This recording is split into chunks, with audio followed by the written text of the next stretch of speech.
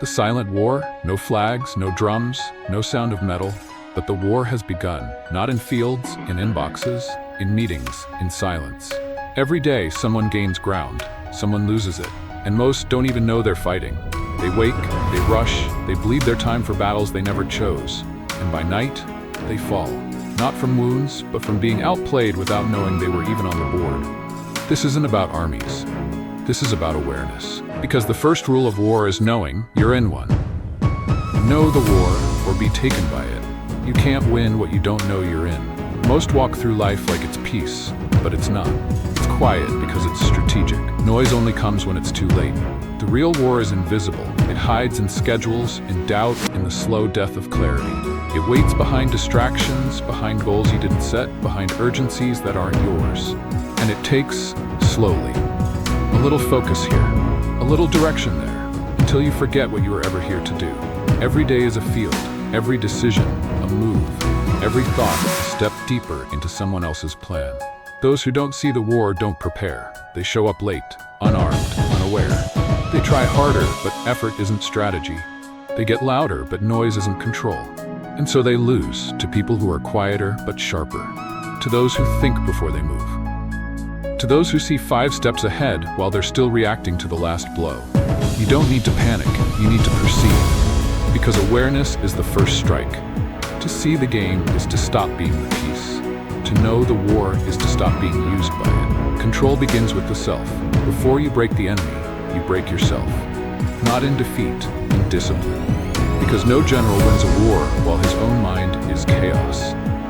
Control doesn't start with others. It starts with silence, with restraint, with the ability to watch without reacting.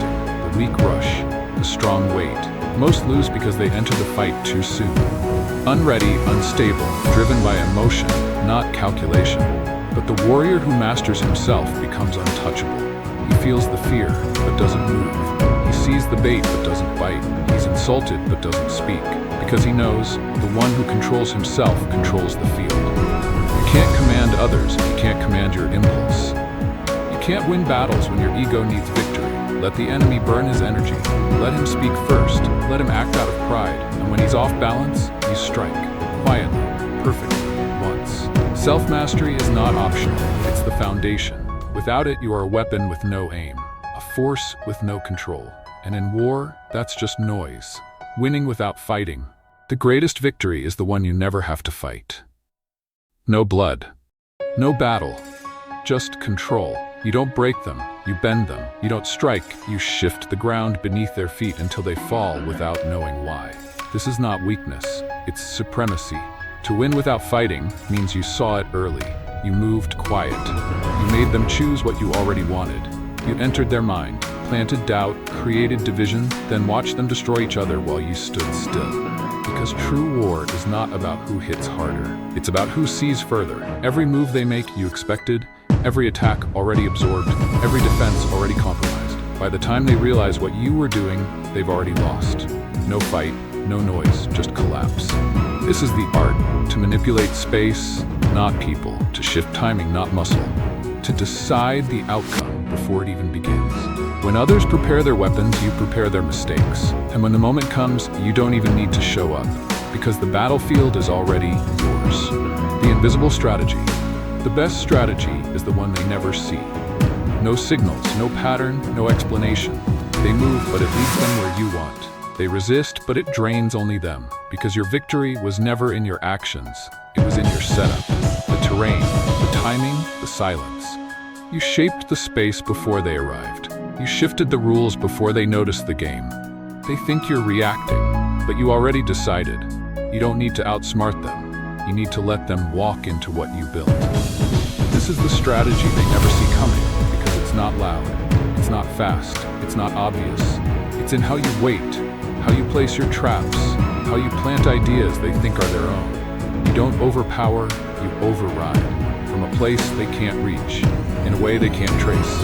By the time they look for you, you're already behind them. And by the time they understand, they've already lost. Not because you attacked, but because everything they did was part of your design. That's the power of the invisible strategy. No force, no fight, just inevitability. Deception, timing, and stillness. War is not always movement. sometimes it's stillness. The greatest moves are the ones no one sees. No signal, no rhythm, just a sudden shift, too late to stop. Deception is the smoke. It blinds them while you walk through the fire untouched. Make them think you're far when you're near, weak when you're ready, broken when you're about to strike. Let them chase shadows. Let them speak first. Let them predict a version of you that no longer exists. This is how you become untouchable. Not by being stronger, but by being unreadable. Timing is your blade. Too early and you fail. Too late and you miss. But the right moment, one move ends everything. And to see that moment, you need to be still, not passive, present. You don't rush, you watch, you wait for the pattern to break, for the crack to form. And when it does, you don't hesitate. You strike once, clean, done. The world rewards those who act with noise, but war belongs to those who wait in silence. Because silence sees what noise never will. Position, force, you don't win because you're stronger. You win because you're already there.